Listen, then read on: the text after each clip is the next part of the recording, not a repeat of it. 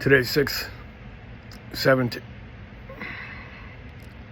let's see, October 17th, 2025. And this is a special journal entry because early this morning I was dreaming about things, but I don't remember what they all were. But toward the end of my dreaming state, right before I awakened, Charlie came running up to me, and in my dream, and he came running straight up to me and looked at me straight in the face, and I touched him and looked at him, and he is bigger than I remembered how big he actually was. He was big. He was real big. I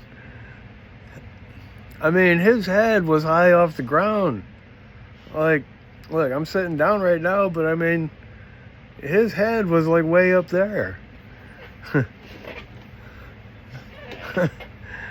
I just seen him for a moment, and he looked at me, and I looked at him. And then I said, wow, where you been? To myself, and I thought for a moment that he was hiding for a while or something like that, you know. Not that he ever hid, but like that he was hidden for a moment or something of my life or something like that. And then he was there. And I just thought, wow, because it was like I was awake. And I just couldn't. I just said, I couldn't hardly believe my eyes and my feelings and everything. And I just said to myself, wow. And then I started waking up thinking about he's back. And then I remembered that I had buried him. My next door neighbor came over with his big machine to dig the hole, because I had to dig he's a big dog, and I had to dig a big hole. And then as I was waking, I remember, no, I buried him. But in my dream, it was as real as anything I ever experienced in my life. And it was like I had to, since I haven't seen him in such a long time, I forgot how big he actually was. And he was big. Real big. Like bigger than any dog, almost any dog I ever seen. There was one dog that was bigger than him, but he was a Great Dane. A friend of mine. Can't remember his name right now. But he had a big Great Dane that was like that was really, really big. I mean, I've never ever seen a dog as big as that. Ever. But Charlie was big, all right? And I said, wow, man, I forgot how big you actually were, Charlie. And then I woke up, and I wish I could have spent more time with him in my dream. But we were face to face. And it was so real. And then today, well, first I seen this video, and I just gotta look. What? Let's see, where is it? How? To tilts his head and wags his tail exactly like a real puppy. The first time Emma saw him, her eyes lit up. She cuddled him and didn't want to put him down. I could tell she felt calmer and happier than ever. She sleeps better now and smiles more than ever.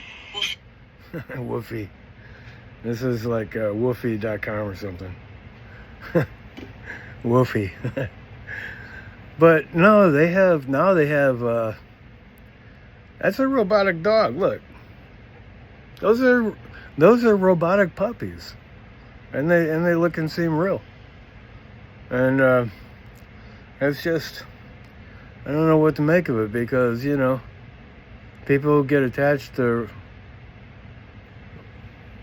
dogs and stuff, and they go through the process of life with their beloved beasts.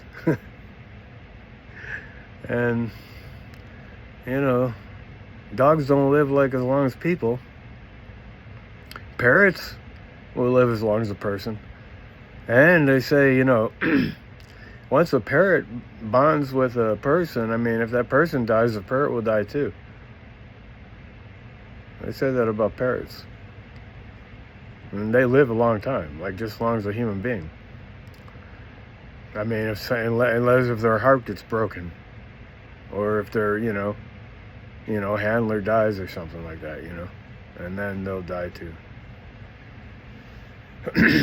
But that's one thing, a synchronicity that I'm thinking about. You know, artificial intelligence and artificial, like robots in the form of a dog that acts just like a dog and everything. But then I've seen this. Okay. Edgar Cayce, What Happens to Animals After Death. Thanks for watching. I watched it. And, you know, Edgar Cayce, they say, went into a lot of trances, and none of anything he said has ever been disproven. That's what they say. None. And he, like, predicted a lot of stuff and everything like that. But he went into trances and stuff, and he seen stuff on the other side, and he said that pets, like dogs, and for example, this one is mostly talking about dogs, but he mentions other pets that are the same way, you know, that they go, when they die, they go back into like a group spirit or something like that. But if they've made human connections and everything, then they're individuated, and they're not lost to you. And I don't really know what it all means, but one thing it means is that they help us to become more loving, I guess. And it's a spiritual thing, and because of the nature of an animal, they teach us about love and loyalty and stuff like that. And he says, if you've had a dream about your pet, trust it. And it just so happens that I just had a dream, and then all of a sudden this thing, which, you know, I don't really ever look at Edgar Cayce stuff or anything like that, but it came up in my feed, recommended, and I seen what happens to animals after death, you know, and so that's what you call a synchronicity. And I can't help but trust it. I mean, how can I not trust it? Like, when stuff like that happens. And it's like a secret message to me. And and so, you know, they're saying the thing about, like, artificial puppies. But then also seeing the thing about, you know, real animals, and that you love and everything. And he says, like, if you're watching this, it may be because, you know, your heart is breaking because you lost your pet. And so the fact that this came up, okay. So what I think, because other things happen. Like, I get other messages from, like, I get messages also from this group. I never subscribe to it or anything, but they keep sending me messages from, like, it's called Seraphatic Souls or something like that. And it talks about, I got the fans off and these little mosquitoes are flying around. But you know, it told me like to be careful because there's a trap set for you to be arrested. Like, so don't do anything wrong. And you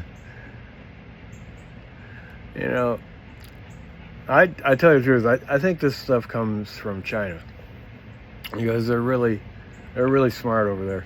And but the thing is, like, I can't help but think now that like these talks that I am doing in the way that I'm recording my journal at this point in my life, which I don't think I'm going to continue, you know, like every day or anything now, because I've already said enough of, unless if I want to look back. But I don't know, sometimes it's just everything is depressing and I just don't want to talk. But I listened to another thing from I listened to this thing from Edgar Casey, and I listened to another thing from Edgar Casey about life after death. And you know, so you know,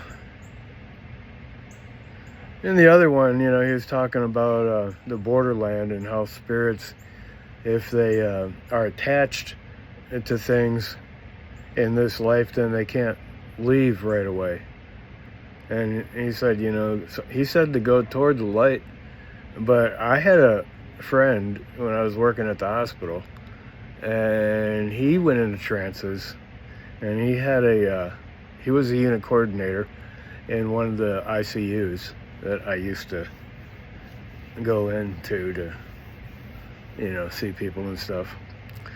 And when I was working as a counselor, and he and I went to his house and everything before, you know, he had a community, and he had a lot of hieroglyphics or something like that. That you know, like Egyptian kind of old kind of language, you know. He would like just write it, you know. Anyway, he told me, he said, don't go toward the light. And I always found that funny, you know. He said that's the way the aliens recycle you. Oh, like, you know, you can't base your life on stuff like that. But what I was figuring out is that, look, there's an algorithm, and now with artificial intelligence, they can listen to everything you say, and with artificial intelligence, they can respond to it and tailor something right back to you according to what you're putting out there and what you're interested in. And if you're saying something, well, then they can respond to it because it's artificial intelligence. And it's so massive now because everything on it, like all the searches and everything, they say AI, artificial intelligence generated. And so, you know, I get a lot of stuff especially in this Seraphatic Soul or whatever like that. It tells me stuff like I'm going to be moving, and that somebody is interested in me, but sometimes they'll say stuff like and I forget what you call a soul partner or something like that. You know, your soulmate, you know, is such and such. Well, you know, I don't have soulmate, so I know that doesn't apply to me. But, you know, they put stuff out there, and I think it's kind of like hit or miss, you know. Just throw stuff against the wall and whatever sticks. Kind of like that. But the thing is, some of it, you know, okay, if I concede that it's just an algorithm or just artificial intelligence, and they pick up on what I'm saying or something, and then they put something in my feed based on that, well, that's pretty advanced. But the thing is, with that kind of intelligence and stuff, they could lean into anybody and sway anybody toward a certain opinion. Dogberry, behave now. Behave. All right,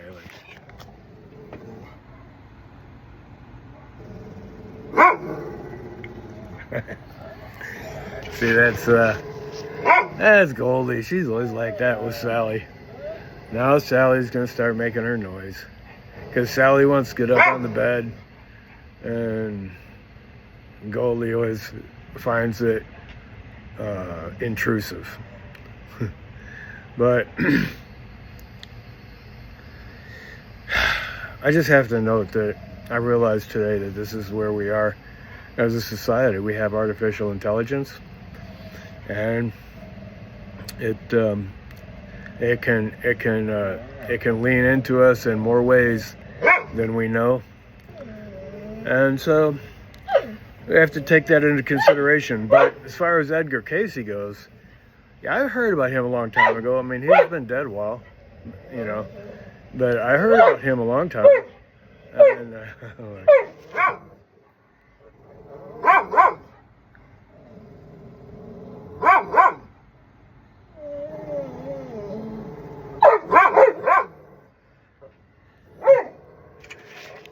see, they're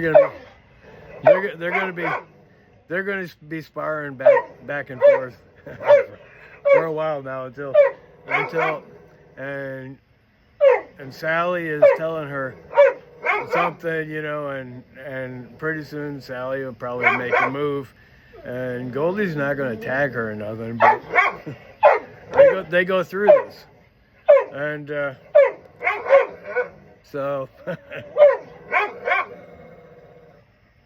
See, I do love my dogs. And now look, see Sally.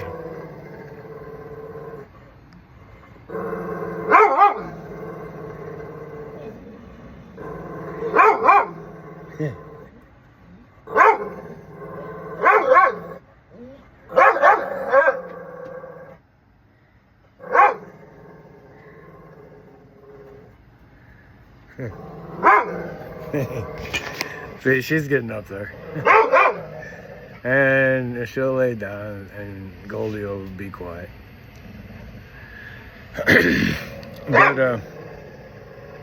But anyway, that's my journal entry for today. Tomorrow, oh, and they say, you know, something about, you know, be calm and everything like that. And he goes, you could get thrown in jail even if you're innocent. It said that actually in the Seraphatic Soul message. But you look at him now.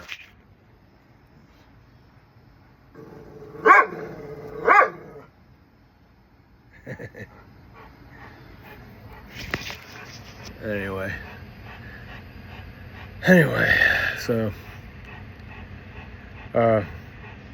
I just want to say tomorrow is the No Kings protest march or whatever, and I got a flag and I'm gonna put it on a pole, and I'll probably just ride. I have a 3-wheeler bicycle, so I can mount that American flag and pedal my bike down there because it's not too far from where they're meeting from here. and participate, and that'll be satisfying, especially if there's a lot of people out there, because they're saying like some of the Republicans in the Congress, in the House, and different even other branches of government, because Trump basically has them all under thumb right now. They're all doing his bidding. Justice Department, the FBI, everybody, targeting Republicans, trying to take away voting rights from, targeting Democrats, and trying to take voting rights away from Democrats, and by redistricting and stuff like that. He's just trying to do everything. Trump is trying to do everything. I think he actually wants to be president. He doesn't want the House.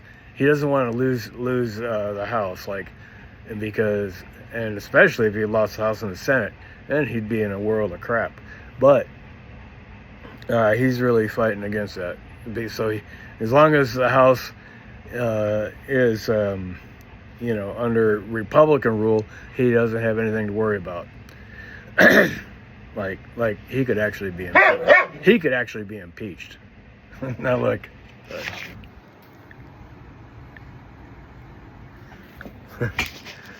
See, now look at him like. I think it's so. Here, look, I'll take you.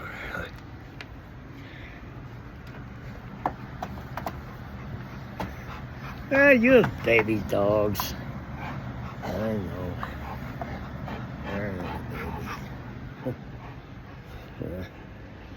Well, I'm just happy to document for myself my pups.